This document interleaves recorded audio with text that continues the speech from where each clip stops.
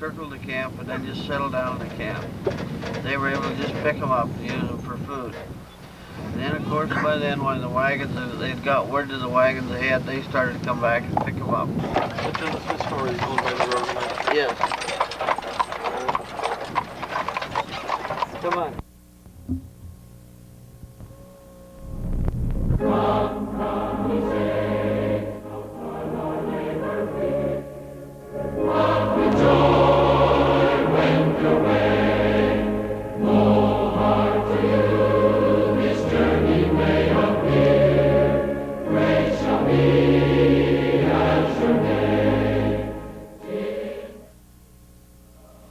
This is a Joseph Smith homestead.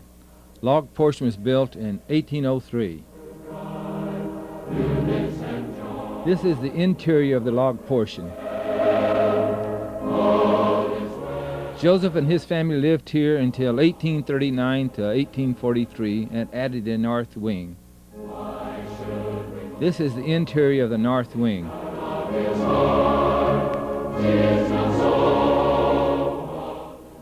This is the mansion house erected in 1842, was built as a residence for Joseph and his family when they moved from the old homestead. This is the kitchen in the mansion house.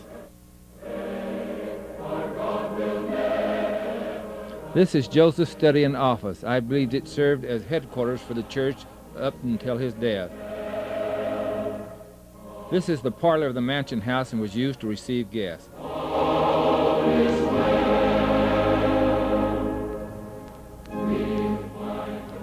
Heber C. Kimball home. The west portion was built in 1845, and this is the dining room on the first floor.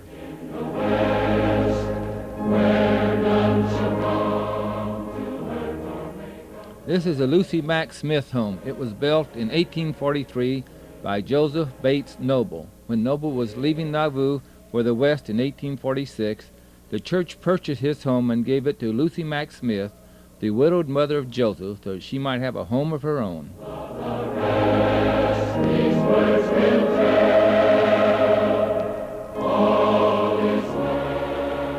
The Schofield Bakery. This building has been reconstructed on the site. The original building was built in 1843. Lucas Schofield was a convert from Massachusetts. He went to Utah and was very active in the church. He died in 1886.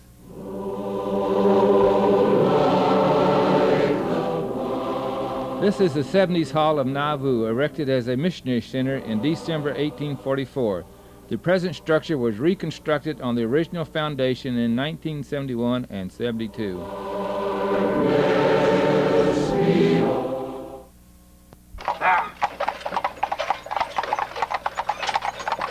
On this side is the brickyard. It was 1 of 7. There they'll give you a souvenir brick and tell you about the brick industry. Bricks are a little cheaper now than they used to be. They sold for ½ cent a piece. Oh, it was total, almost total. 95% it is now. Jack Mormon was the guy that didn't belong to the Mormon church he traveled with. Yeah, now it's you know what a Jack Mormon is? That's a seagull that won't eat crickets.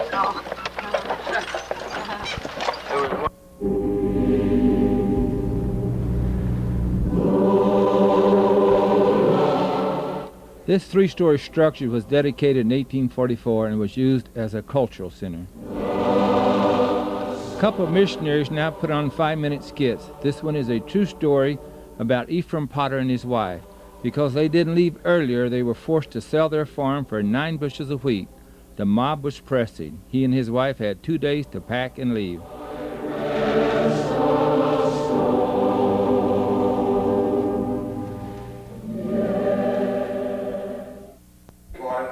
For how much? How much did he pay for it? 9 bushels of corn. What? 9 bushels of corn? Is that all? That's all. But last year you were able to get 150 bushel off from just the Laura piece alone.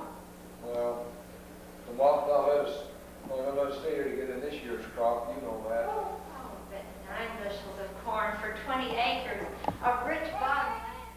days and we've got to be out of here. No, Lizzie. 2 days. They're only giving us 2 days now. 2 days? That's all. How can I sell all this furniture in 2 days? You'll never be able to sell it. Not even my lovely settee. Not even your settee. Why would anyone buy that if they know they're going to get it for nothing? Oh, we should have left earlier. Now, Emily Pratt got $40 from her furniture before she left. Well, I hope they'll be getting all of this year's crop before we left. Had another 150 bushel of wheat to sell. Oh, Mr. Haskins drove a fine bargain for himself. Now get to move from this beautiful brick home that you worked so hard to build for us. And also you worked so hard on the temple, too. We'll build another. It's only to be driven out again. Oh, not out in the west. The only ones unless it's out there in the Indians. President Young said we're going to feed it, not fight them. Oh, that nice fat pig, what are you going to do about that? Well, I'll kill him this afternoon and we can cure it on the way. And if we don't leave in 2 days? All do that's what we did to poor old Johnson, throw us in the river, say to baptize us again. No.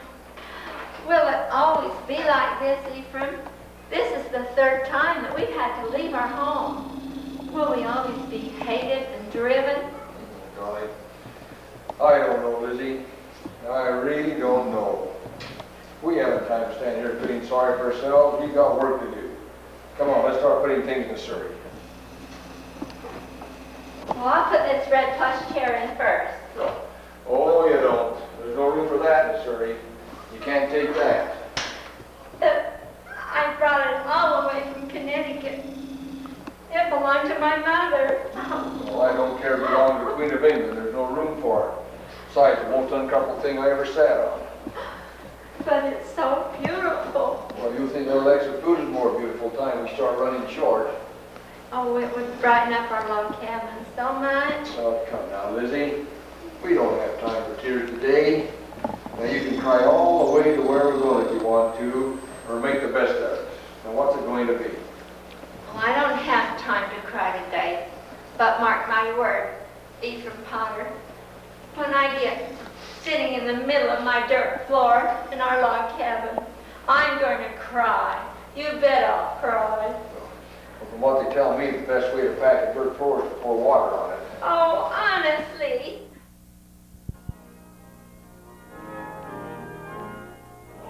Here we are at the Nauvoo Temple site again. The point of the spire apparently rose 158.5 feet above the ground.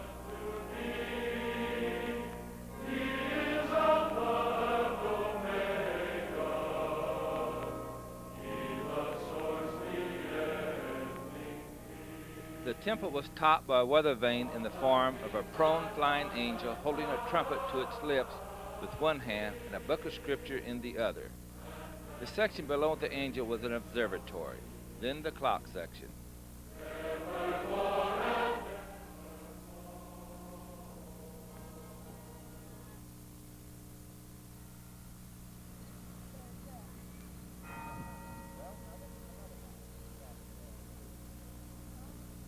And below the clock section hung the temple bell. No, that's not the temple bell you hear. It was removed in 1846 and taken to Salt Lake City. There's a Catholic church on the hill where the 3-day Mormon war took place in 1845. The bell you are hearing must be a call to worship.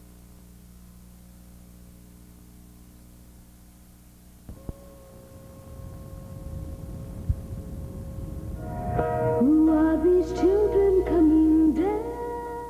On April 1841, members of the Church of Jesus Christ of Latter-day Saints commenced construction of the Nauvoo Temple. It measured 28 feet east and west, 88 feet north and south, and as we said before, 158.5 feet toward heaven. I have a distinct honor. There's my grandson riding his bike around what is left of the Nauvoo Temple foundation.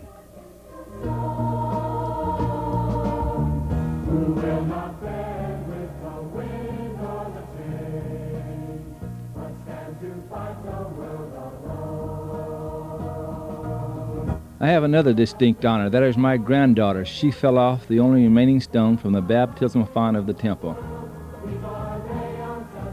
Outside the baptismal font. We fell down, Mom. Oh. We fell down, but I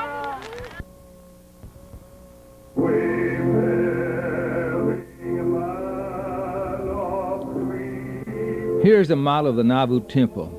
I used it to make it appear as if we were standing on the steps, gazing up toward heaven, looking at the angel Moroni.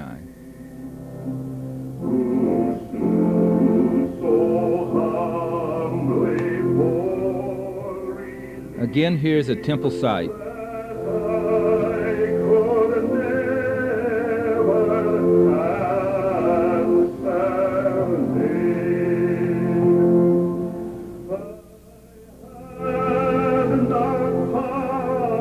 Some of you have family lines that go back to Nauvoo who traveled down that Street of Tears, or maybe they were on the banks of the Mississippi and were there on October the 9th, 1846, when the miracle of the quails took place. If so, you have a great honor.